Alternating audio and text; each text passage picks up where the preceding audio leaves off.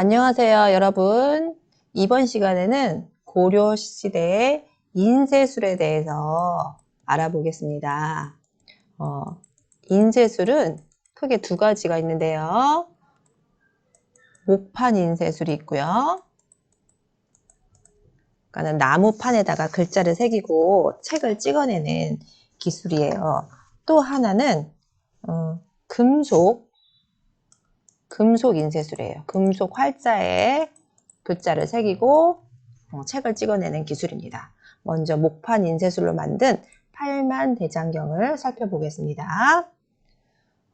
고려 사람들도 삼국시대와 마찬가지로 외적의 침입과 같은 큰 일이 생기면 부처의 힘에 의지해 어려움을 극복하려고 했어요. 그래서 만든 것이 대장경입니다. 대장경은 불교의 경전을 모두 모아놓은 것이에요. 몽골이 침입하기 이전에 이미 초조 대장경을 만들어 놓았었어요. 하지만 몽골의 침입으로 초조 대장경이 불에 타 없어지자 부처의 힘으로 몽골의 침입을 이겨내고자 다시 대장경을 만들었어요. 그게 다시 만들었다. 그래서 제조 대장경, 다른 이름으로 팔만대장경이라고 합니다. 자, 이 팔만대장경은 초조 대장경을 바탕으로 해서 그 당시에 새로 들여온 대장경과 비교하여 교정해서 만들었어요. 이 사실에서 고려 불교 문화의 수준과 불교가 고려 사회에 미쳤던 영향력을 짐작해 볼 수 있어요. 이게 바로 그 팔만대장경입니다. 그럼 팔만대장경이 어떻게 만들어지는지 알아볼게요. 팔만대장경은 대장경판에 그 대장경의 내용을 일일이 다 새겨 넣은 거예요. 이 대장경판은 양쪽으로 새겨져 있고요. 또 나무로 만들어졌기 때문에 세월이 많이 지나면 나무가 뒤틀려요. 그래서 나무가 뒤틀리는 것을 막으려고 이 귀퉁이를 구리판으로 딱 고정시켜 놓았어요. 자, 팔만대장경은 이런 판이 몇 개?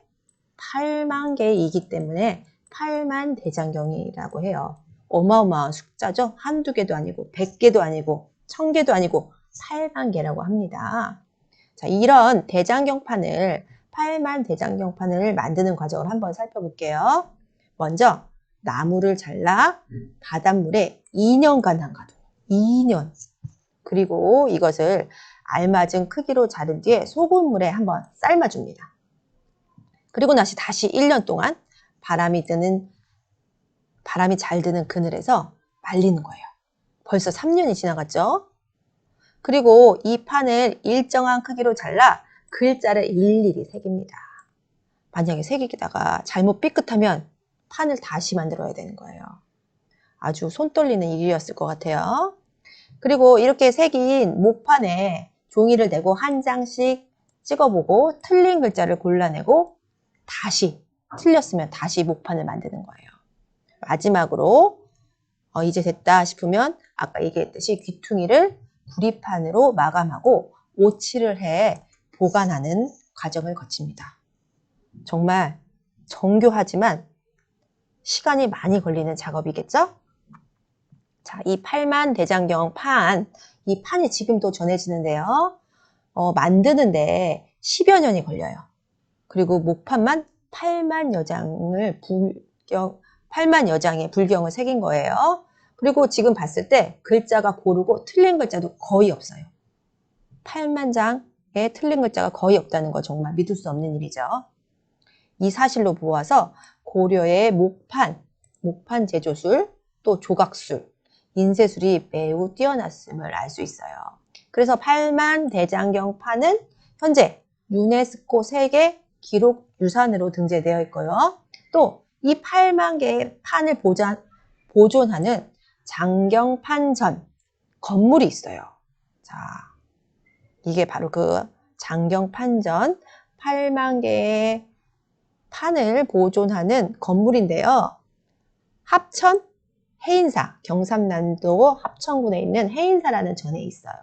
그 안에 있는 건물이 장경판전이에요. 그런데 이 건물은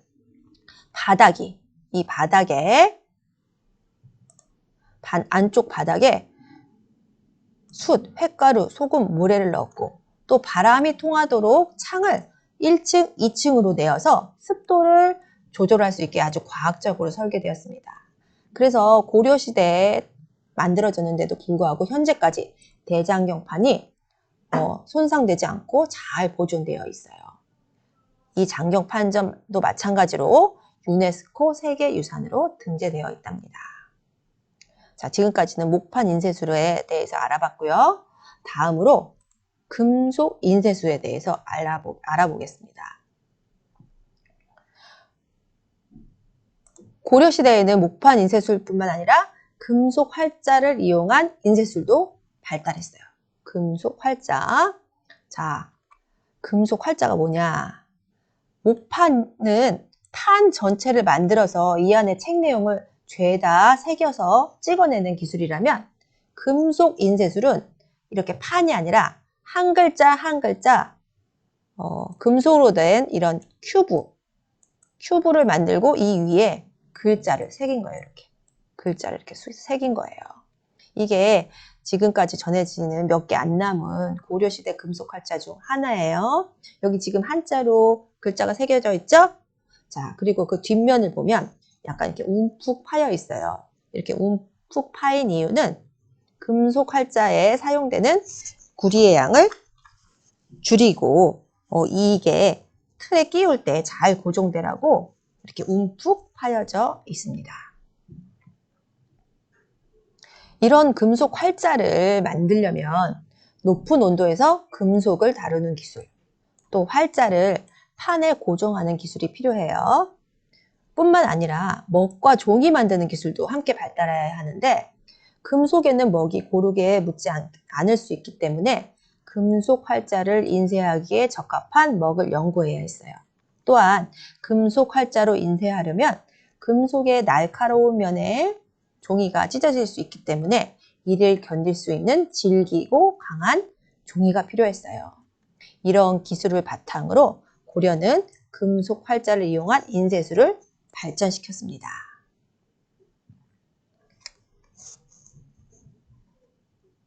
자, 목판 인쇄술과 금속 인쇄술을 비교해 볼게요.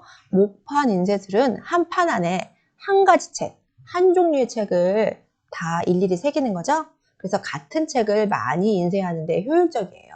하지만 나무에 글자를 새기기 때문에 나무의 글자를 한꺼번에 많이 새기기 때문에 중간에 글자가 틀리면 새 나무에 처음부터 다시 새겨야 해요. 또한 목판은 제작하는데 10년이 넘게 걸렸죠. 시간이 오래 걸리고 또 시간이 지나면 나무가 갈라지거나 휘어지기 때문에 보관하기가 어려워요.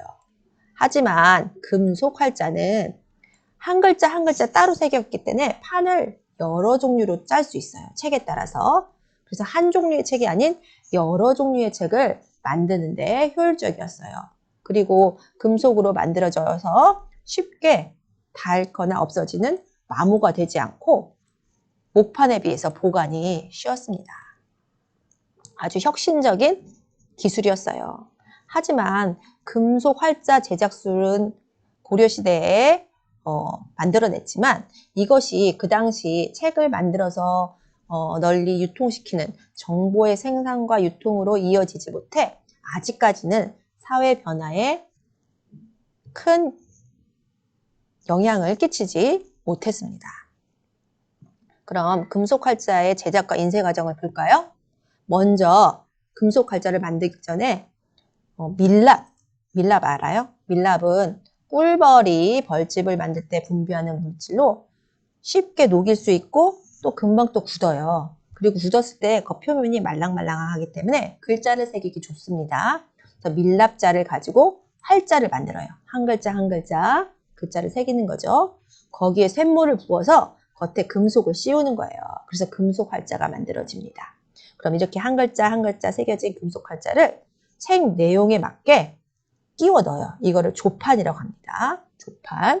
조판이 끝나면 그거를 거기에 종이를 대고 인쇄를 하면 책이 만들어지는 거죠.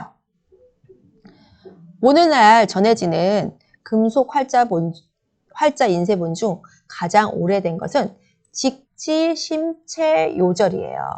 이것도 불교의 가르침 중에서 깨달음에 관한 내용을 정리한 것으로 상, 하 두 권인데 현재는 하권만 정해집니다.